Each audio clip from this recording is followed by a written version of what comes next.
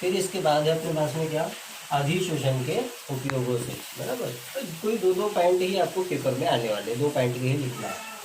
तो पहला उसमें आपके लिए क्या, चीनी को रंगहीन करना। याद रहे चीनी को रंगहीन, जब चीनी बनती है तो हल्के पीले रंग की या हल्के लाल रंग की होती है, और वैसा मार्केट में चलता नहीं। आमतौर पर हम शक्कर कौन से कलर की खरीदते हैं, जो ज़्यादा सफ़ेद हो वो हमारे लिए बेटर है। तो चीनी को जो है रंगहीन करने के लिए हम किसका उपयोग करते हैं, जंतु चारकोल का उपयोग करते हैं। ठीक है, ये जंतु चारकोल का उपयोग किसको, चीनी को रंगहीन करने में। फिर दूसरा है आपके पास में क्या, विषमांगी उत्प्रेरण। तो विषमांगी उत्प्रेरण को एक बार का समझ लो आप लोग क्या, N2, ये उसके लिए एक एग्जाम्पल है, इसके अलावा और भी कई हो सकते हैं। N2 प्लस H2, N2 भी गैस, H2 भी गैस, इक्विलिब्रियम, यहाँ पर लिखा होगा आपके पास में FeMO, ये असल में क्या है, ठोस है। और फिर इधर जो गैस बनती है NH3, वो कैसी है, वो गैस। गौर से देख लो आप, यदि अभिकारक और उत्प्रेरक दोनों की अवस्था भिन्न भिन्न हो, यहाँ पर अभिकारक कैसे है, गैस, जबकि उत्प्रेरक कैसा है आपका, ठोस, जब दोनों अलग अलग हो तो उसको हम क्या बोलते हैं, असमान या विषमांगी उत्प्रेरण बोलते हैं। यदि ये ठोस की जगह पर क्या होता, गैस होता, तो हम क्या करते हैं, ये भी गैस ये भी गैस, तब इसको हम क्या बोलते हैं, समांगी उत्प्रेरण बोलते हैं। तो आमतौर पर इसके पहले भी जा चुका है, निकिल है, पैलेडियम है, और भी दूसरे हैं, आयरन है, मोलिब्डेनम है ना। ये बहुत सारी धातुएं क्या करती है, उत्प्रेरक का काम करती है। जैसा कि आप पढ़ चुके हो अमोनिया बनाने की हैबर विधि में, अमोनिया बनाने की हैबर विधि में कौन, Fe और Me क्या करते हैं, उत्प्रेरक का काम करते हैं। ठीक है, फिर ऐसा ही एक है कौन सा, गैस मास्क। तो पिछले बार वाले इसमें अपन देख चुके हैं, गैस मास्क में क्या करते हैं अपन, कि बीच में थोड़े थोड़े क्या होते हैं, चारकोल लगा हुआ होता है। वो चारकोल कैसा होता है, वो चारकोल सक्रिय करके लगाते हैं, बराबर। गर्म कर दो तो क्या हो जाएगा, वो सक्रिय हो जाएगा। तो सक्रिय चारकोल क्या करेंगे, विषैली गैसों को अधिशोषित कर लेंगे। उस दिन भी बताया था मैंने इसके पहले कि ये जो इस टाइप के जो मास्क होते हैं वो कौन लगाते हैं, वो या तो लैब में काम करने वाले या खदानों में काम करने वाले जो लोग होते हैं वो इनका उपयोग करते हैं। और हम लोग जो है आम नॉर्मल जो है मास्क का उपयोग करते हैं। हमने भी देखा होगा अभी यूज हो रहा है कि मास्क कितने किस्म के, बहुत सारे, सिंगल लेयर है, डबल लेयर है, ट्रिपल लेयर है। तो इस तरीके से मास्क जो है अलग अलग किस्म के होते हैं। ये क्या करते हैं, ये विषैली गैसों को अधिशोषित, विषैली गैसों को क्या करने का लिए अधिशोषित। फिर देखा होगा आपने पेंट उद्योग। अब एक बात ध्यान रखो आप, पेंट उद्योग में किस तरीके से होता है, तो पेंट जब हम नॉर्मली पेंट करते हैं दीवारों पर, तो आपने देखा होगा कभी कभी बबल आ जाता है, बुलबुला आ जाता है। वो बबल नहीं आना चाहिए, बुलबुले नहीं आना चाहिए। वो बुलबुले कब आते हैं, वो हवा के कारण आते हैं। यदि पेंट के अंदर बेकार की ज़्यादा मात्रा में यदि हवा होगी तो क्या होगा, हमारा जो पोताई करते वक्त या पेंट करते वक्त क्या होगी, बबल या बुलबुले आ जाएंगे। और उससे क्या हो जाएगा, जब वो बबल फूटेगा तो वहाँ पर क्या हो जाएगा, धब्बा छूट जाएगा। तो ऐसा नहीं होना चाहिए। इसलिए कौन सा पेंट अच्छा बोलते हैं अपन, उत्तम कोटि का पेंट, है ना। उत्तम कोटि के पेंट में क्या नहीं होना चाहिए, हवा नहीं होना चाहिए। और उस हवा नहीं होने के लिए क्या करते हैं हम,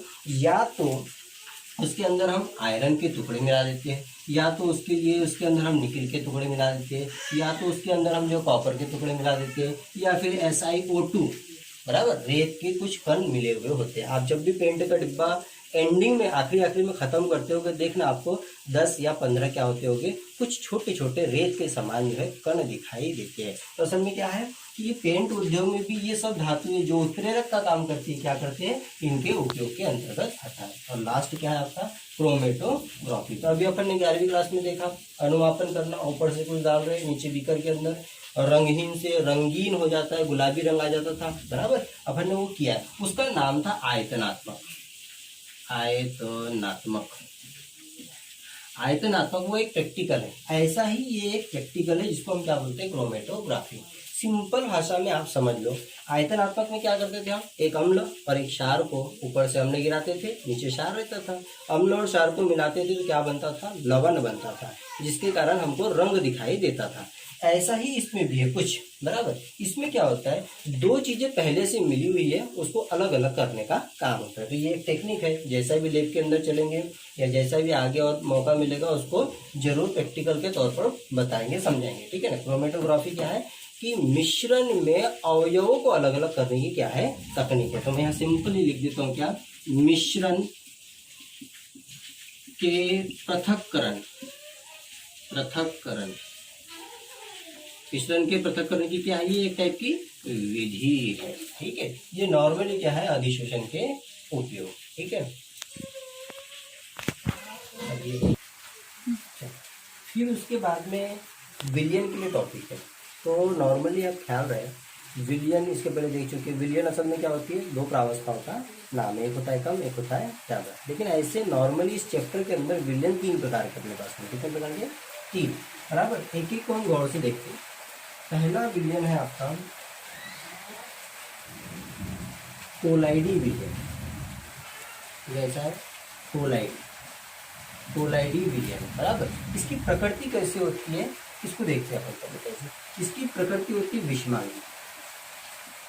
ये विषमांगी क्यों लिखा है, इसका रीजन, डेफिनेशन को ही मैंने क्या कर दिया, बॉक्स के अंदर जो है बदल दिया। ये विषमांगी है।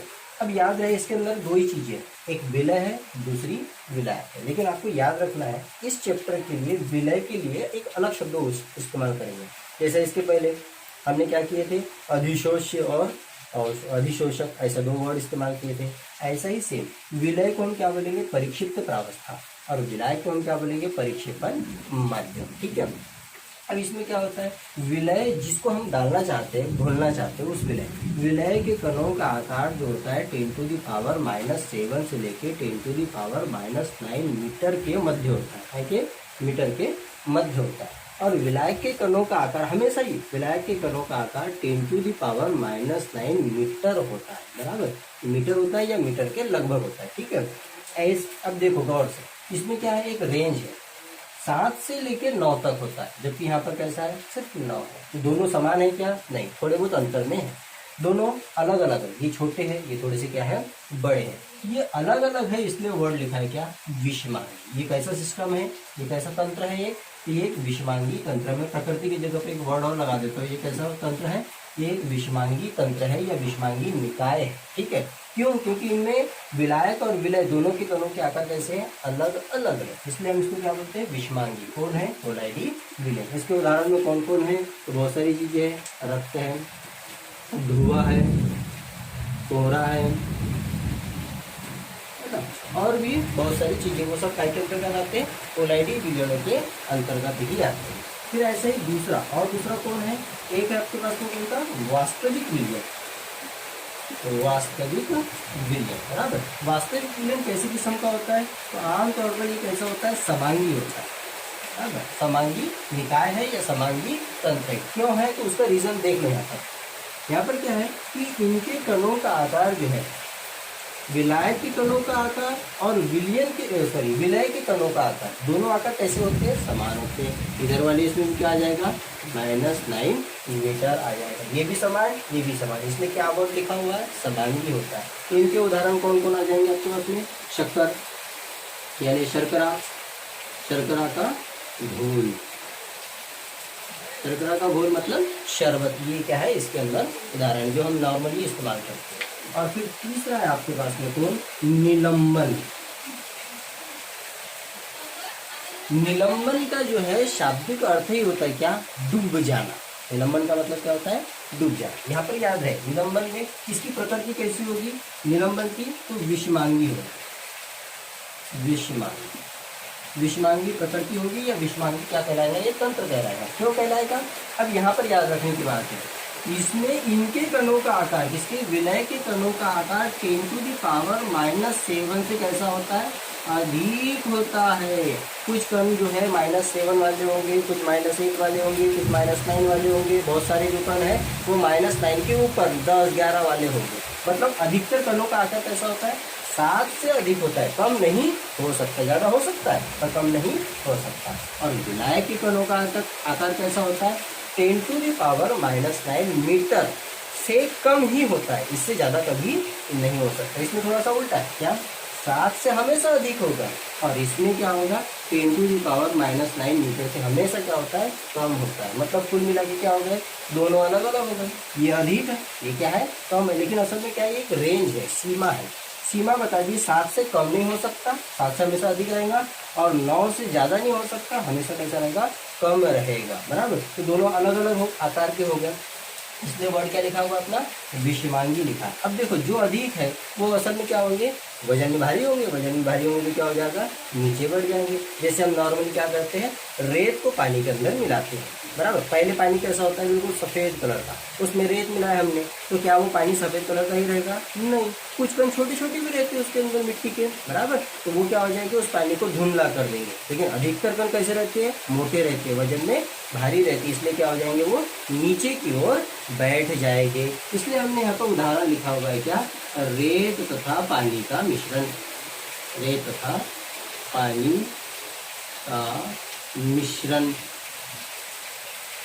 ये किसके अंतर्गत आता है, ये जो है निलंबन के अंतर्गत आता है। ठीक है, आप इस बात को, ये बड़े प्रश्न को क्या है, छोटे रूप में इस तरीके से ढाल सकते हो। आप इसका एक स्क्रीनशॉट ले लो, तो आपको क्या हो जाएगा, चलते फिरते याद रखने में आसान हो जाएगा। ठीक है, इसका बाकी का अगले प्रश्न।